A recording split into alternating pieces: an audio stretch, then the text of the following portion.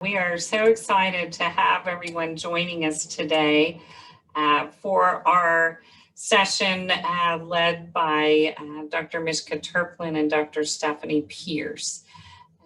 As you all are probably aware, just a little bit of background, that Oklahoma Mothers and Newborns Affected by Opioids is an initiative facilitated by the Oklahoma Perinatal Quality Improvement Collaborative, or OPQIC, in collaboration with the Oklahoma State Department of Health and the Oklahoma Department of Mental Health and Substance Abuse Services. OPQIC is funded by OSDH through the Title V Maternal and Child Health Block Grant Program and by a cooperative agreement with HRSA and OSDH through the State Maternal Health Innovation Program. We have also received funding through, as you heard at the beginning, the STAR Clinic to support this webinar today, and our webinar that will be held a week from today with Dr. Matthew Grossman. As we were planning these learning sessions, it was hard because of COVID, with the unpredictability of whether we were going to be able to meet in person or not. Originally, we wanted to meet in person, but we're unable to do that. So we have scheduled some learning sessions over the summer with different speakers that will be relevant to our work.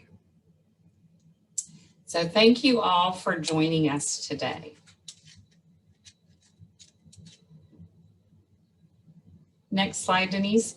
We're excited that we had, for our conference today, over 220 registrants, and they come from all over the country and even from India. Just the states, I'll read them out that we have attending today.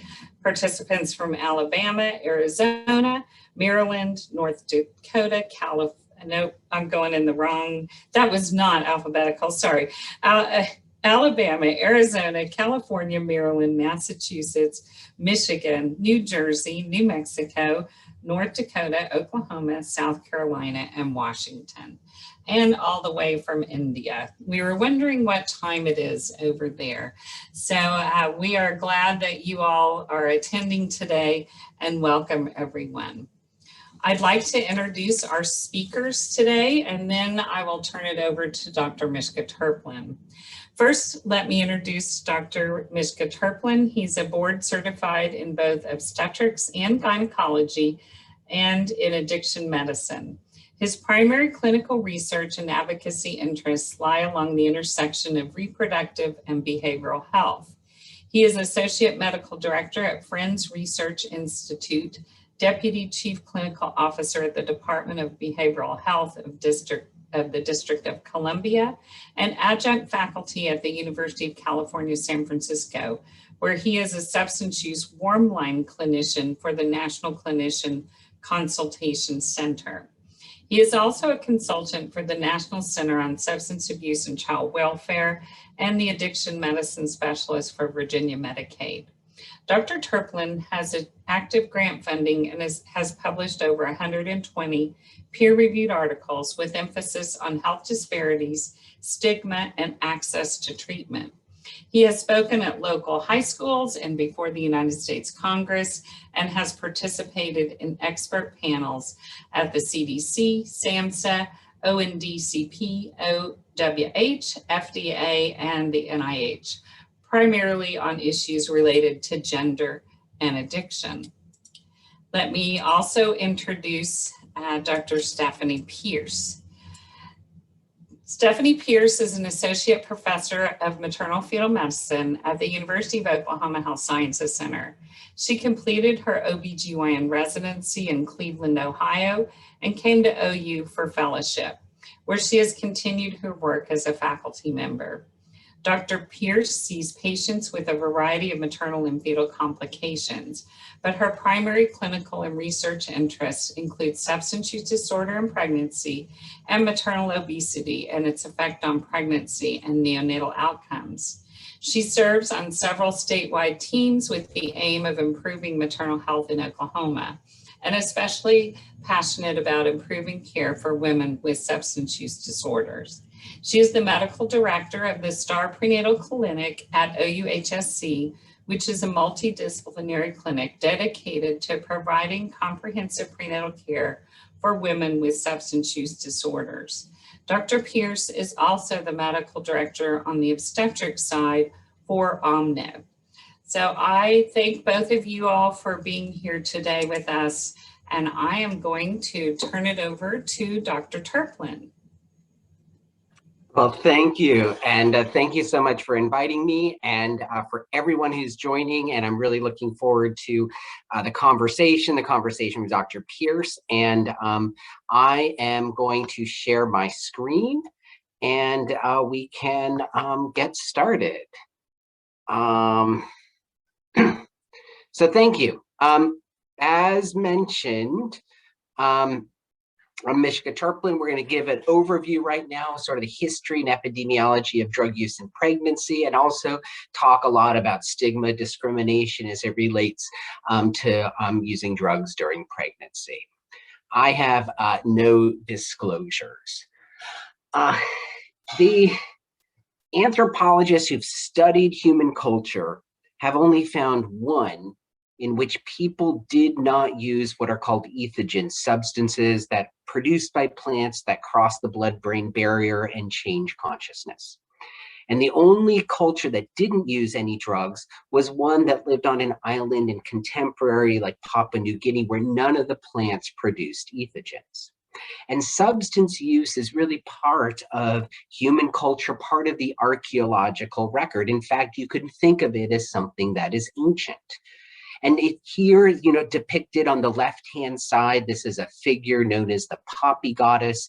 It was excavated in what's today Crete. It dates to about 5,000 years before the Christian era.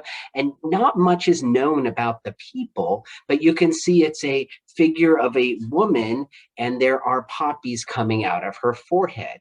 But she is thought to be, to some extent, the precursor or related to Demeter, depicted here on the right.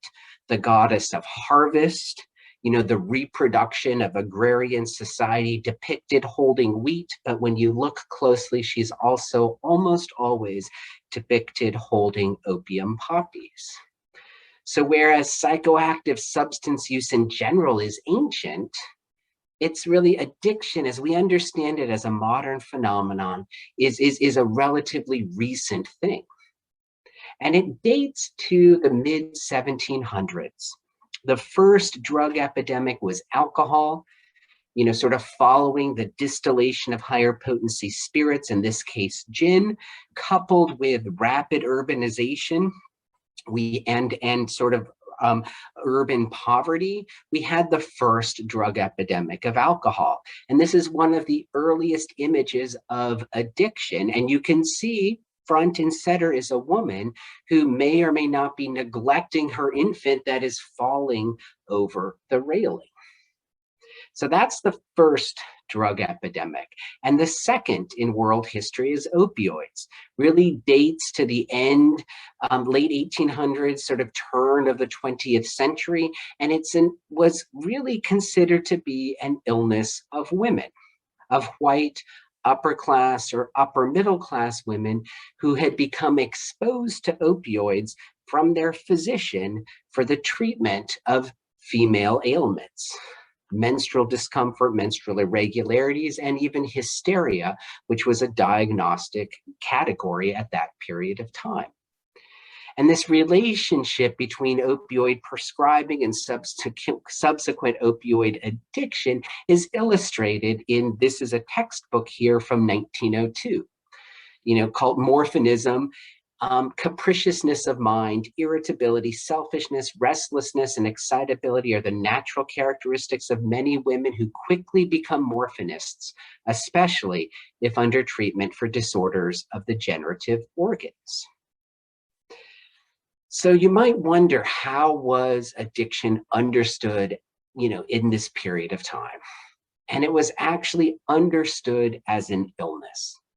using the framework that Dr. Benjamin Rush had delineated in this inquiry into the effects of ardent spirits from the early 1800s, which described alcohol as alcoholism. That same lens was applied to the opioid epidemic, and the disease was called morphinism, seen as a medical condition and treated like one. All that people had were short-acting opioids. Long-acting opioids did not exist, and those were used for both for the treatment of detox, of withdrawal, as well as for maintenance. In fact, one of the earlier clinical utilizations of heroin was for the treatment of addiction to morphine. And there were specialty clinics that provided this care, some of which were actually embedded in police departments. And the earliest, sort of descriptions of neonatal abstinence syndrome date from this period of time. So in the early, about around 1915, to 1920, there's a series of Supreme Court decisions that really changed the nature of addiction treatment in the United States.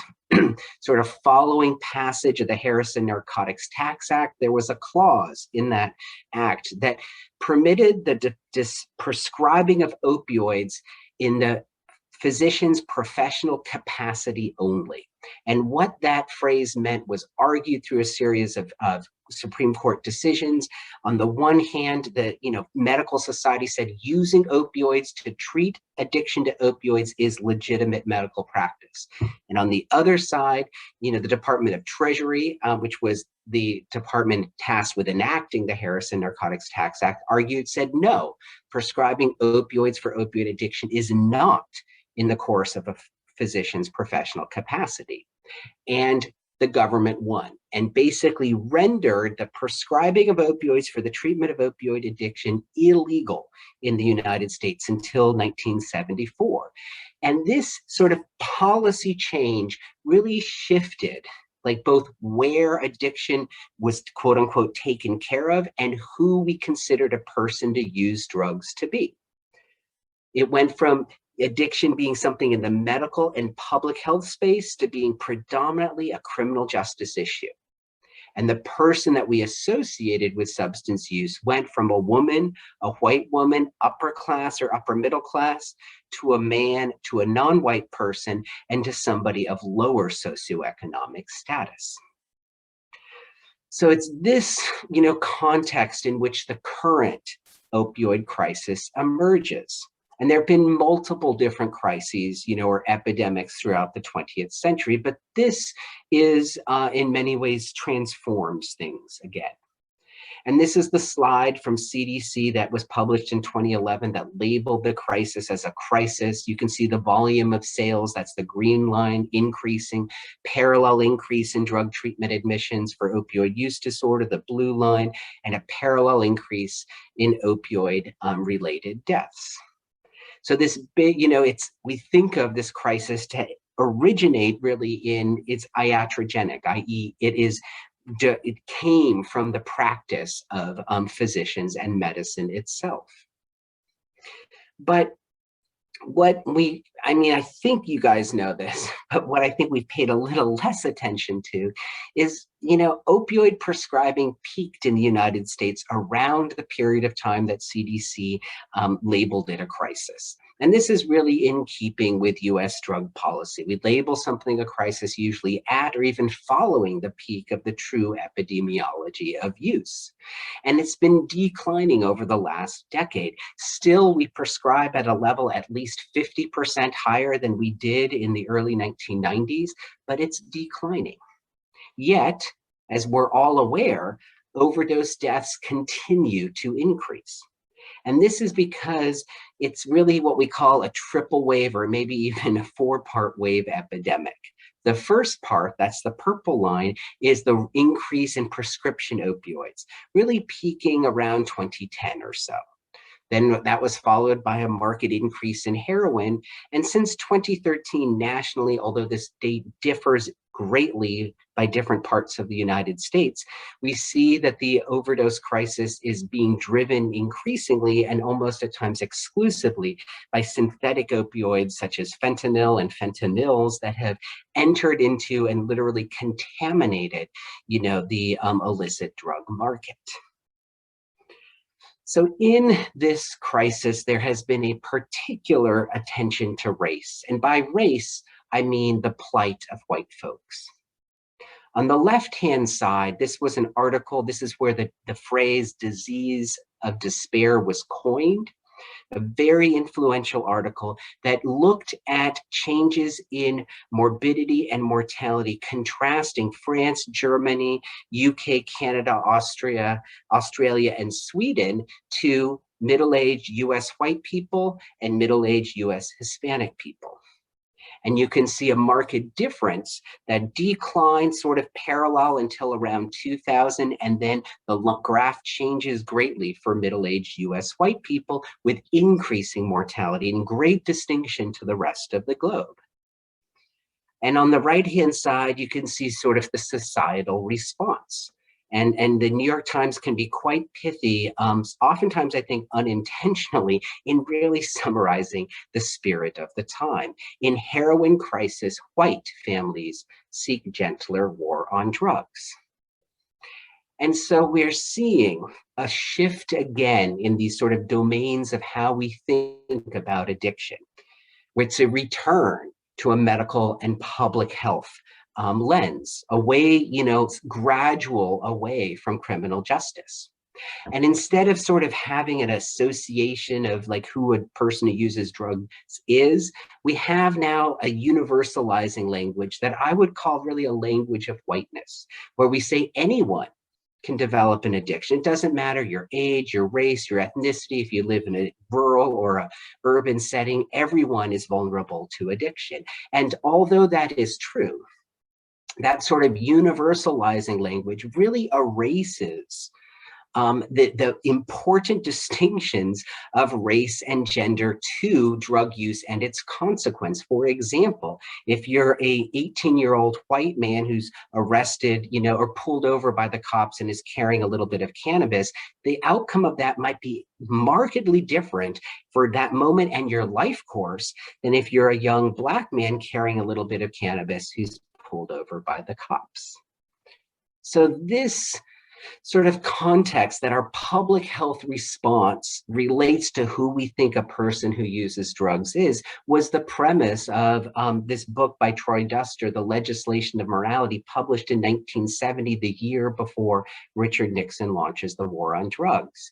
And in this, and in what I've just showed you, we can see there's a relationship between who we associate with drug use and how we view addiction.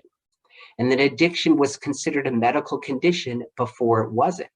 When it was, white, upper class, upper middle class people around the turn of the 20th century, it was a public health response. When it was Black men and women in the mid-century, it was a criminal justice response. And when it's young white people in the suburbs around the turn of the 21st century, it's a public health response. So we're really sort of rediscovering this. And although, and I don't show you this, but it's true that compassion, empathy actually predate judgment and discrimination, I would argue that both, to some extent, are grounded in racism. But despite this attention really to race in the opioid crisis, I think we've forgotten a little bit, or we paid less attention to sort of the intersections of gender reproduction in the context of this racialized drug policy. And we can talk about both sex and gender differences. And by sex differences, these are biological, they relate to presence or absence of reproductive organs, and gender differences relate to social roles, gender-based violence, and etc. And regardless, if you even look sex or gender, women bear a greater behavioral health burden than men do for any single psychiatric diagnostic category. And that probably to some degree relates to gender inequity and to adverse childhood experiences, in particular, sexual abuse. And as a consequence of this difference in burden, we prescribe more what are called prescription psychotherapeutic drugs. We prescribe more of them to women than we do to men for almost every category, with the exception of stimulants that is really at parity. But that means we also prescribe more opioids. And these are data here looking at two large health plans in California, looking at opioid prescribing in the early part of the epidemic, stratified by gender and by age. And you can see, although there was an increase in all categories across the board, more or less, the group in which we prescribed the most, and the increase was the greatest, was to women age 65 or greater. And to some extent, this pattern of gender-based opioid prescribing changed, who a person who uses heroin is.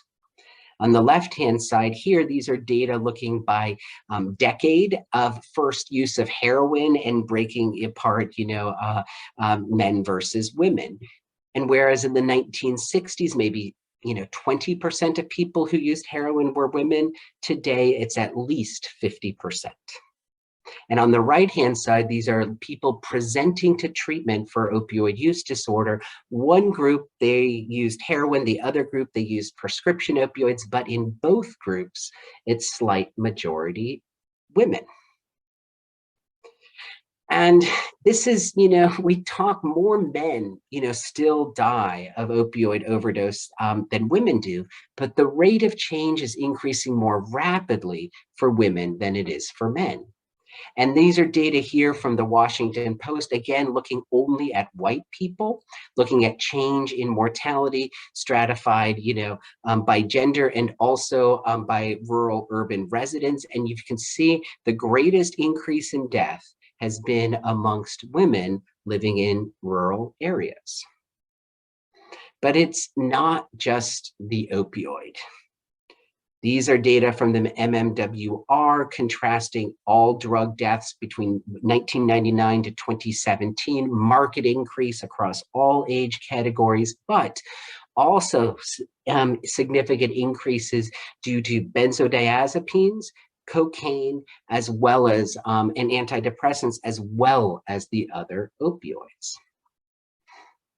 But despite all of these data that I've shown you, we still don't think of women as people who use drugs. These are data from the advised cluster randomized controlled trial. It was implemented in Kaiser, Northern California. It was really designed to see whether primary care providers who were not physicians versus physicians did a better job at screening, doing a brief intervention, or referring people for treatment for substance use disorder. But to me, the more interesting data had to do with whether the patient was a woman or a man. And because regardless, in both arms, women were less likely to be screened for substance use. And amongst those who screened positive, women were less likely than men to receive a brief intervention or a referral to treatment. Even when people show up in the emergency room and are recognized as having a drug problem, men are more likely to be sent either to treatment or to jail, whereas women are more likely to be sent home. And this is a small study that has, I have to say, since been corrected in the state of Rhode Island. But at the time of this publication, it was looking at whether or not somebody who was found down by EMS received naloxone or not. And naloxone is the medication that reverses an opioid overdose. And whereas 75% of men who were found down received naloxone, only 45% of women did. In fact, women had 3.5 times the odds of not receiving naloxone compared to men. So this is the context, of gender and a little bit about race, in which I want to position the discussion about opioids and pregnancy. And it's no surprise that as more people used opioids in the United States, more pregnant people were people who used opioids, and more people presented with opioid use disorder at the time of the birthing hospitalization. And I want to sort of illustrate some of really start transitioning this talk into talking about stigma. And I want to do it by telling, really a bit of a story of Lindsay Jarrett. She's somebody I took care of in Richmond during her second pregnancy. She presented with untreated opioid use disorder. We stabilized her. She did great. She's now 2 years in recovery, but this article is about her first pregnancy. And when she had also untreated opioid use disorder, but didn't get any treatment during her pregnancy, and upon delivery, the child was removed. And this is a story about her really kind of trying to get reunified with her son. And I want to share the sort of comments that were in the New York Times when this was first published. Using H while pregnant is the deal breaker. Sorry, lady. Sure, the parents love the child, but do they love him more than heroin? It comes down to one or the other.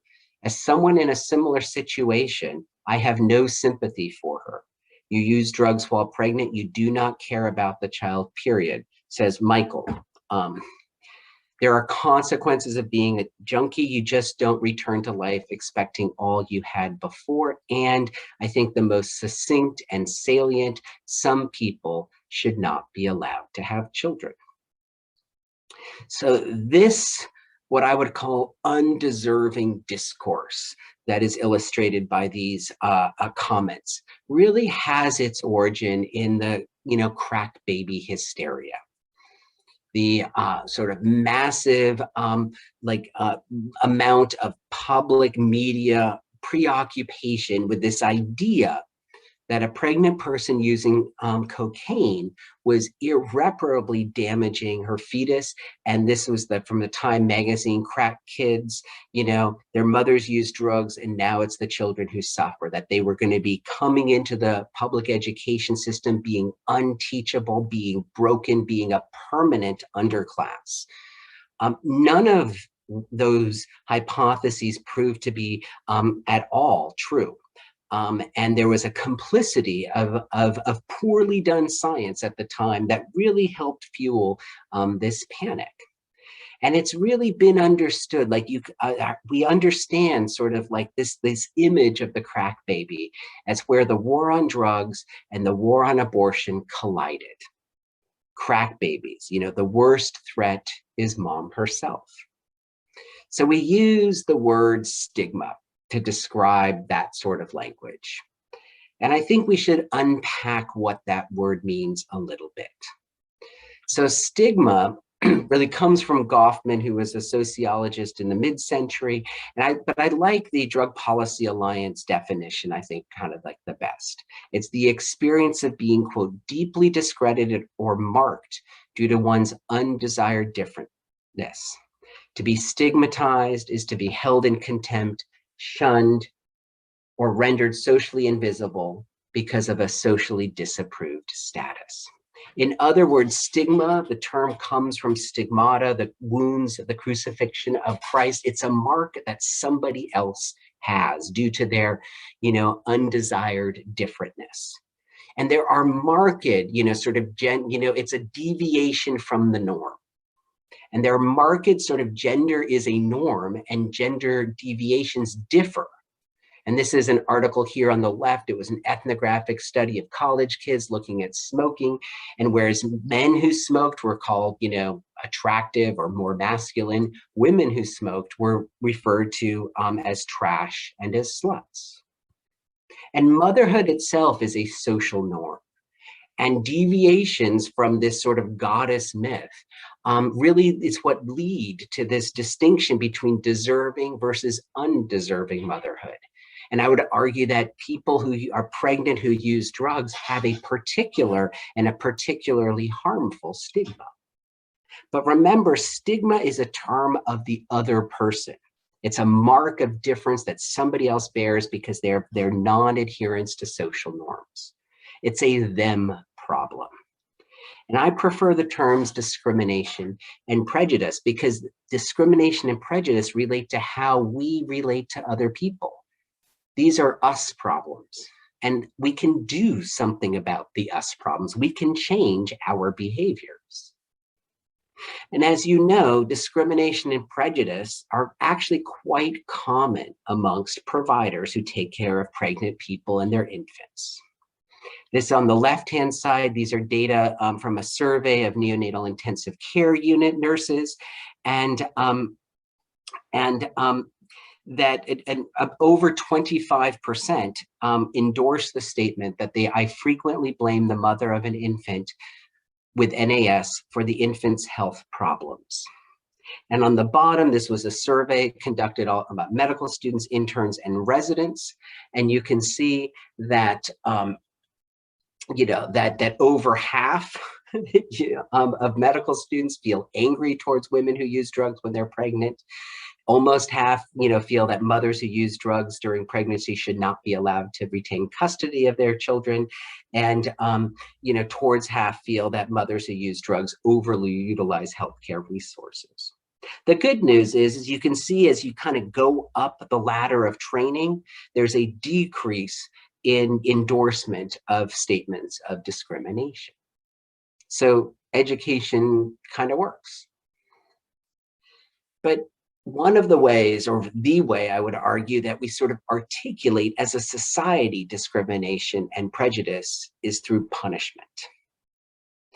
So there's a marked parallel between the so-called war on drugs and the prosecution and punishment of pregnant people for using drugs. In fact, the first known indictment was in 1977. And since then, almost every single state has arrested, prosecuted, and jailed somebody for using drugs during pregnancy.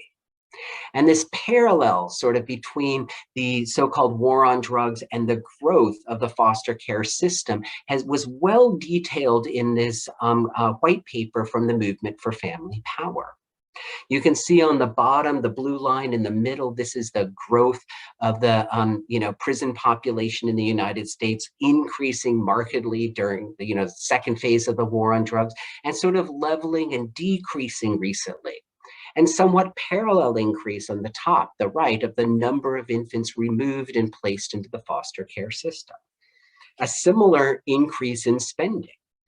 The war on drugs, a 400% increase, from 1982 to 2003, whereas federal funding for foster placement actually increased 20,000% in that period of time. And this is one aspect of the opioid crisis that I think we pay a little bit too little attention to. This is a recent press release that was related to a couple of articles from the Vanderbilt team. And you can see in the middle that there are some states in which over 3% of infants are removed and placed in the foster care system at the time of birth. And almost all early removals are related to parental substance use. And a lot of this is actually driven from urine drug testing at the time of delivery. And we're going to talk a lot more about urine drug testing.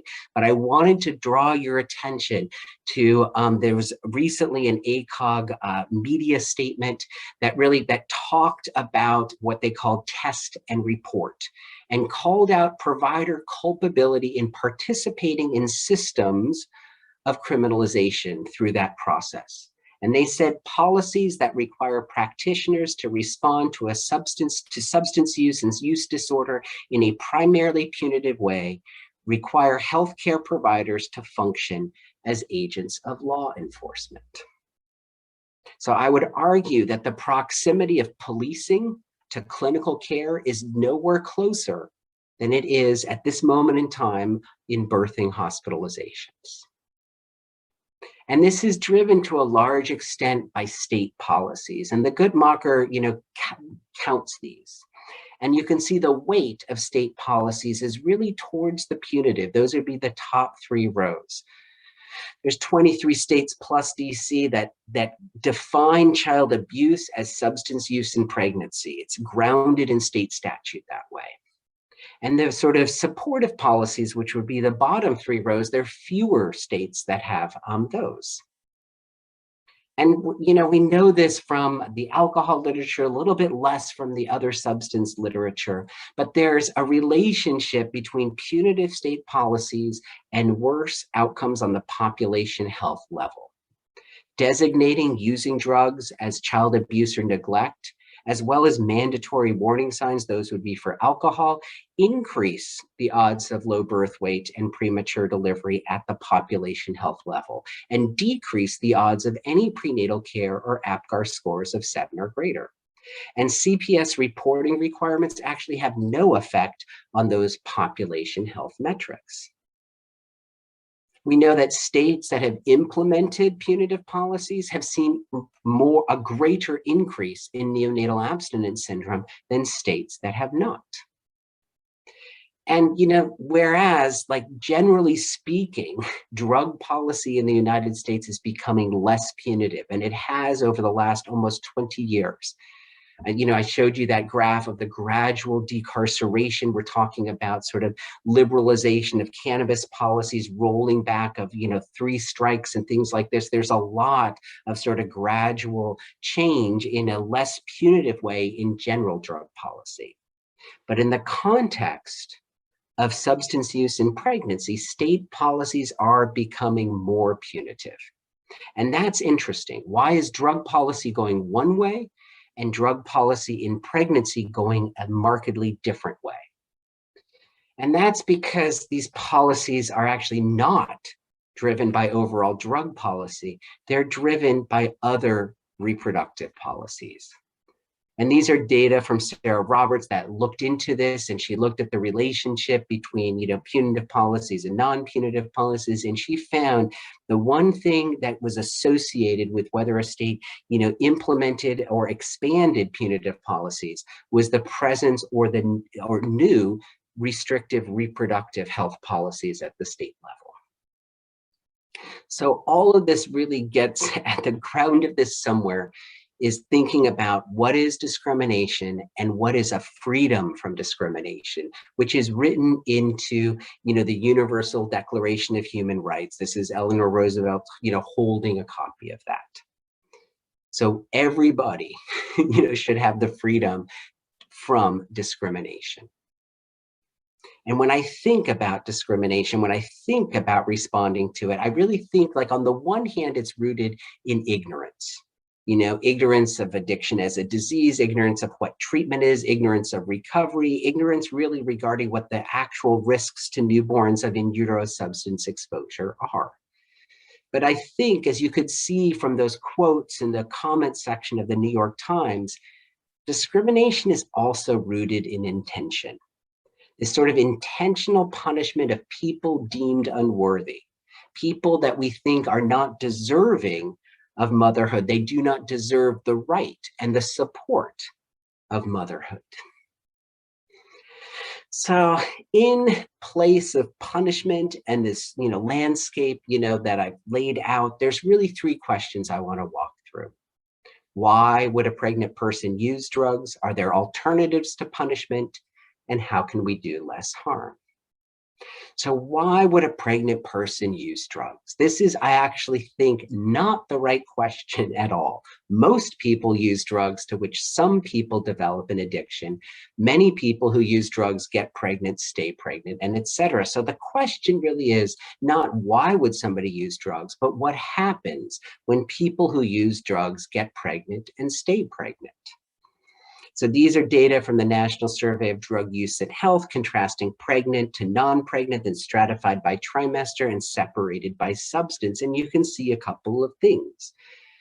Non-pregnant people are far more likely to report past, this is all 30-day drug use. People decrease use across the course of pregnancy, and it differs by substance. People cut back alcohol the most, cigarettes the least, and illicit substances, which in this categorization are 80% cannabis, somewhere in between.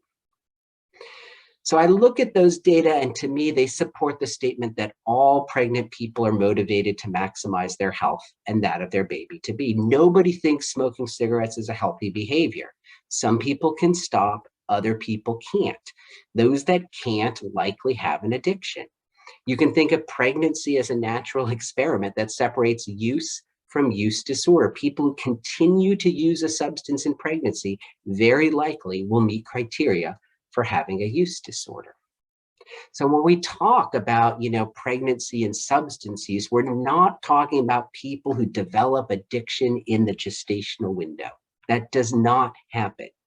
We're talking about where reproductive health life course, getting pregnant, staying pregnant, delivering an infant, intersects with an addiction life course, use to misuse to addiction in this particular moment that we call pregnancy. So then, when we punish people for using drugs during pregnancy, we are not just punishing them for addiction, which is unethical, immoral, and ineffective. We're also punishing them for reproduction. Pregnancy actually increases the likelihood of prosecution and enhances the penalty upon conviction. Drug use is oftentimes a misdemeanor, but child abuse is a felony. And oftentimes pregnant people receive harsher sentences than men and non-pregnant people. So are there alternatives to punishment? Of course, treatment. And I'm going to skip to here. And treatment has been described for methadone and for opioid use disorder and substance use in general since the 1970s. And all of the early articles kind of say the same thing, which is when we treat people with addiction, the birth outcomes look very much like a general population of people without addiction. And this has been seen most recently in data from Massachusetts. And here I've sort of stratified out the results, looking at these different birth outcomes amongst people without addiction, people whose addiction was treated, and people with untreated disease. And you can see the weight of sort of the population health, the preterm birth, low birth weight, even like mortality is amongst those with untreated addiction, not those with treated addiction. And it's for like this observation, which, as I say, we've known for some 50 years, is why like federal guidance and regulations give priority to people who are pregnant. And, that people who are pregnant are not supposed to, go to the front of the line. They don't need to meet the same DSM criteria in order to receive medication. And that's great. But do we really treat pregnant people as a special population? These are recent data from the National Survey of Drug Use and Health, sort of contrasting, opioid use disorder, other substance use disorder, alcohol use disorder, and looking at the amount of people who reported receipt of any treatment. And you can see that only roughly like at best a third of pregnant people with opioid use disorder report receipt of any treatment during pregnancy. So 2/3 received no treatment for opioid use disorder, and numbers are even lower for the other substances. And this is to a large extent because treatment just doesn't exist. We looked at this, like looking at all the publicly funded drug treatment programs in the United States. And in the first decade of the opioid epidemic, there was a decline of services providing any women-centered care, and in particular, a decline of services for pregnant or postpartum people, declining from 19 to 13%. But even if people get into treatment, do they receive evidence-based care? These are data looking at drug treatment admissions across the United States, and you can see those with a primary diagnosis of opioid use disorder, the proportion increased. Makes sense, it was the opioid crisis, but the proportion of people with opioid use disorder and or were pregnant who received any medication during the treatment admission remained stable at roughly only 50%. And to some, we just lack capacity, in particular as obstetrician gynecologists. This is a recent article here on the left, and I contrast it with another article from 2012.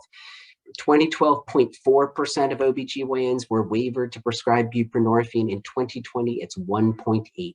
And I would argue that multiples of rare events are still rare events. And this is a shockingly low number, considering how deep we are into this opioid crisis.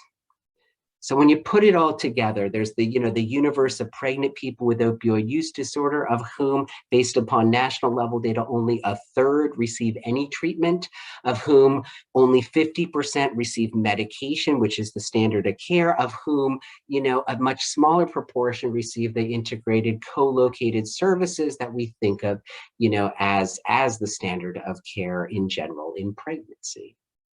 And this is important because treatment emerges, or punishment emerges, on the false assumption that treatment exists and this person did not avail herself of it. Therefore, we can justify incarceration. So finally, how can we do less harm?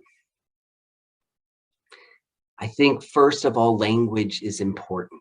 We can counter sort of the dehumanizing discourse that was illustrated in those New York Times comments by humanizing our language.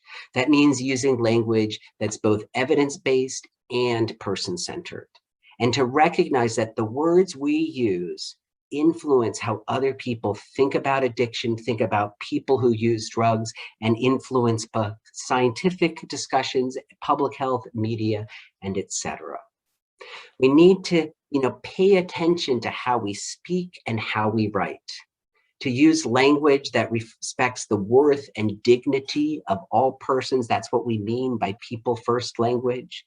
When we talk, we should focus on the medical nature of SUD and of treatment, promote the recovery process, and avoid perpetuating negative stereotypes and biases which emerge when we use slang and idioms. The second way to do less harm is to really center on the dyad.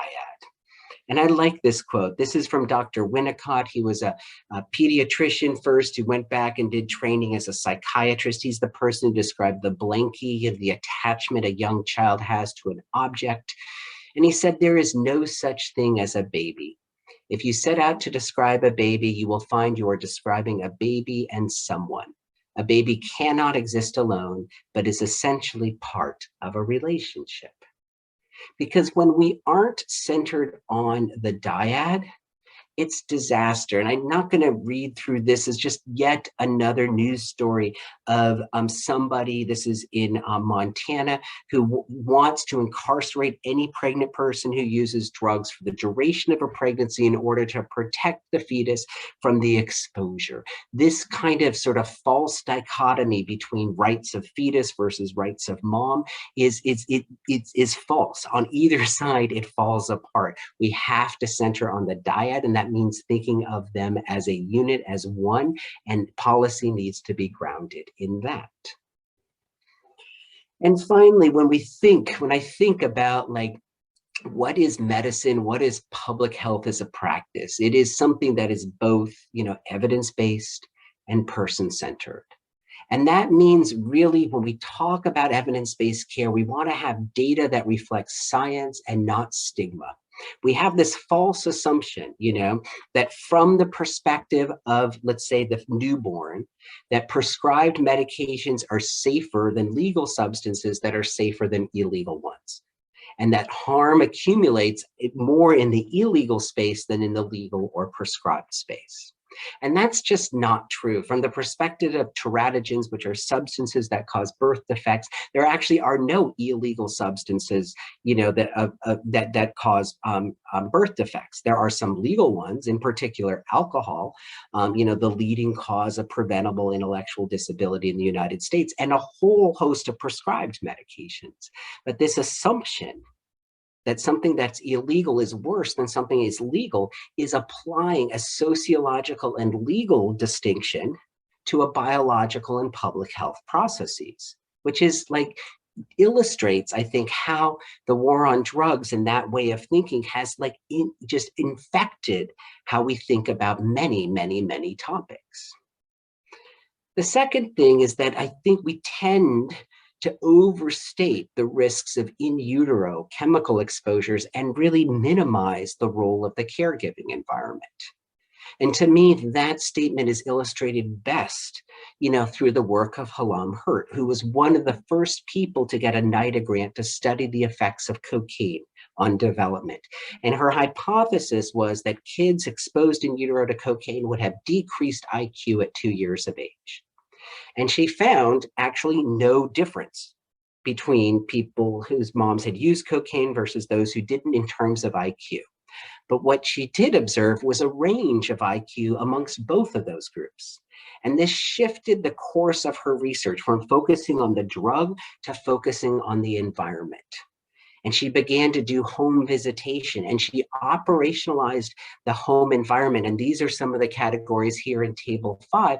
And she looked at which one of those are associated, with elevated IQ, which ones are associated with and not associated.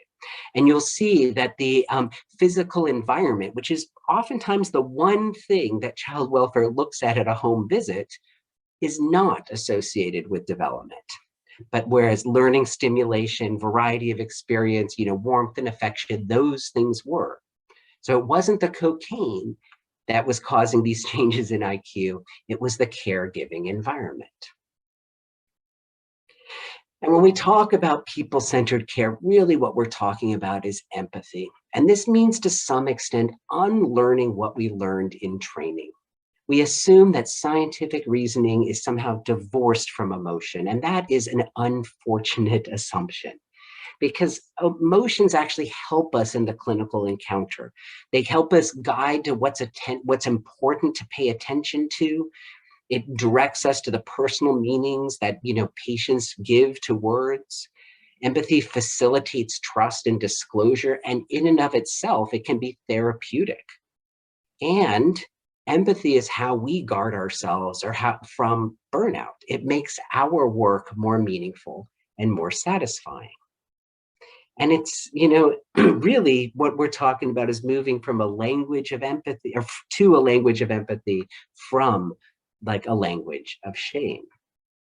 And it's easy to do, to practice empathy. This is like me trying to break it down to the smallest pieces. Just use people's names, smile, listen, don't interrupt. Tune into nonverbal communication, be fully present, and take a sincere personal interest in people. So to conclude, we want care to be evidence-based, which means grounded in science. I think we exaggerate the harms of illegal substances and actually minimize those of legal ones. We overstate the importance of the intrauterine environment, and we neglect the role of the caregiving environment. And then person-centered care, this is the ethical, this is the grounded in human rights care, this is the understanding of reproductive health as a human right, which is the right to determine whether and when to become pregnant, and the right to raise children in safe environments.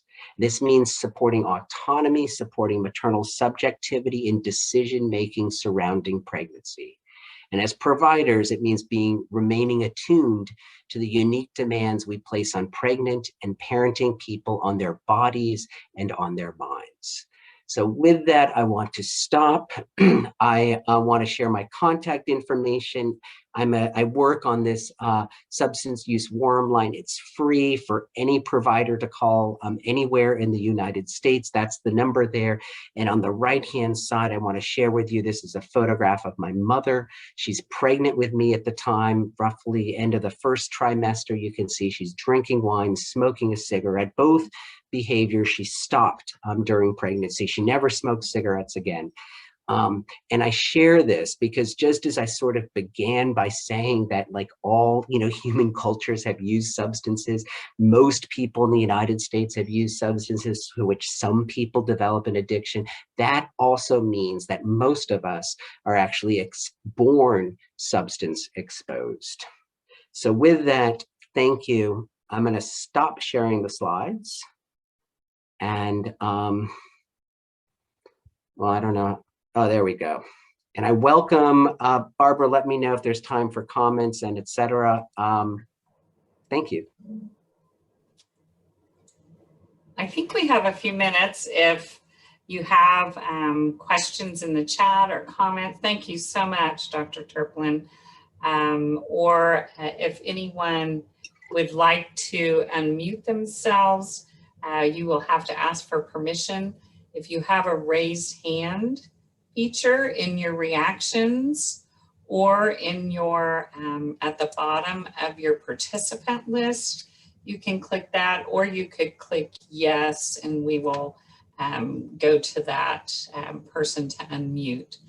I apologize for the marks. We were unable to turn off the annotation during the presentation.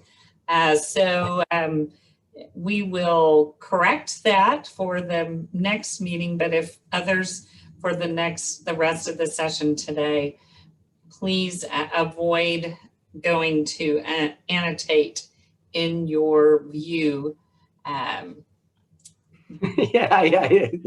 on the top.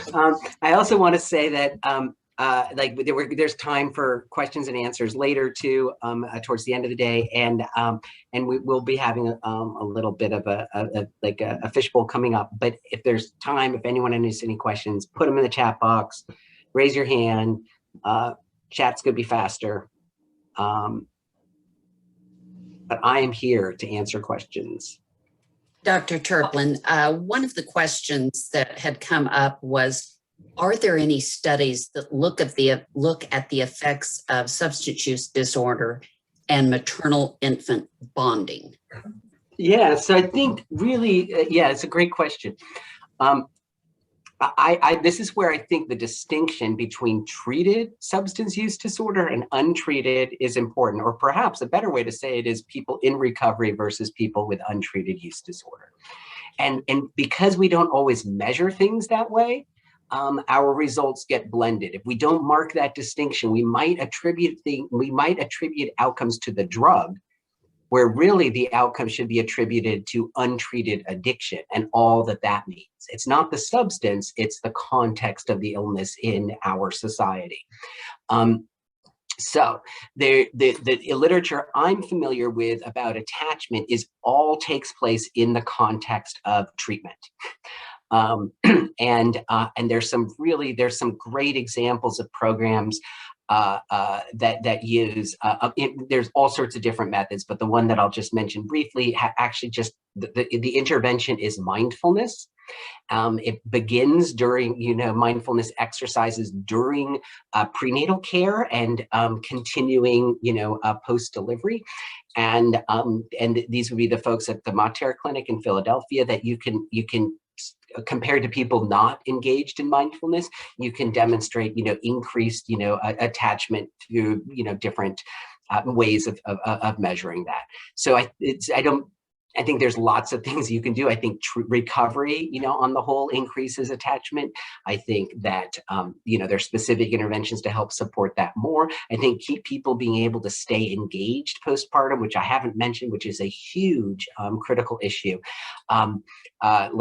All help with attachment. And then thinking about things from a structural perspective, right? We might be pathologizing attachment where really what we're seeing are, to some extent, the effects of, of segregation, extreme poverty, broken public transportation system, or et cetera, absence of childcare. So I think really trying to get us addressing, not just individual, sort of what we call social determinants of health, but thinking, more structurally about presence or absence of, of resources in communities, and how that is quite not equal across populations. And so people we might be, this is a common, I'll give you an example, a common a statement is that there's a kid is in the neonatal intensive care unit experiencing neonatal abstinence syndrome. And the mom isn't there all the time, comes and goes. And somebody, the nurse or the pediatrician says to me, this mom doesn't care about the kid. She's hardly ever here. and I know the mom, and I say, well, she has 3 other kids at home. She has to take, 3 buses to get here. And her mom's sick and in the other hospital, like I'm amazed she's coming, once a day. And so we attribute, we value, we make judgments in a multiplicity of ways, which are oftentimes, based upon not really knowing the person because we haven't really talked to her. But 2, that her circumstances being, things that are literally, like structural, hence, beyond her direct control. And so those, I think, are all things to keep in mind. But yes, recovery, there's, I don't think there's anything really different about addiction in this capacity than in other medical condition. We would never say, like, is there an issue with attachment and diabetes? Untreated diabetes, maybe, but most people with diabetes get treatment. Addiction, most people don't get treatment. So I think focusing on treatment and recovery, yes, improve attachment and bonding. Thank you so much. I do want to answer a couple of the questions. There will be a recording available for this session, and Dr. Terplan, participants have also requested slides. Do you? Yeah, I can send a PowerPoint or a PDF. Okay. Yes. So we can also share the slides. Will be on our website, and we will let you know when those are available and where. I also want to mention that the warm line that Dr. Terplan mentioned about questions related to substance use, that is available in our OMNO section on our website under resources. So if you all are ever needing that resource, feel free to go to our website. And one last thing, there are a lot of initiatives going on in the state surrounding substance use in pregnancy. And we are overall, I would say, trying to increase the availability and use of treatment. And we are trying to reduce the punitive response that we have and increase the support systems in place. So if you are interested in participating more in depth, please email me or one of the other OPQIC persons, and we can connect you with how you can get involved.